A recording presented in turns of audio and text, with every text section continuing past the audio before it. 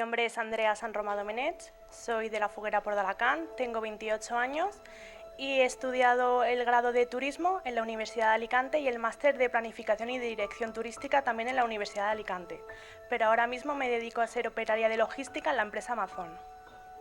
El nuevo calendario me parece un acierto porque se ven muy bien diferenciadas las etapas de candidata y de belleza, pero como todo cambio hay que darle tiempo y hay que adaptarnos a él. Mi acto favorito dentro de la Semana de Hogueras es la planta, porque se ve reflejado todo el trabajo y esfuerzo que ha realizado toda la foguera durante todo el año. El futuro de la fiesta lo veo muy prometedor y muy bueno, ya que hemos demostrado durante las pasadas hogueras que la gente tenía muchas ganas de vivir la fiesta y el ambiente que hay en las calles de Alicante.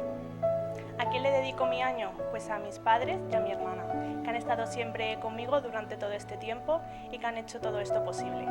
A mi comisión, muchas gracias por estar ahí, por el apoyo que me habéis dado durante todo este tiempo y porque sigamos trabajando en los próximos años.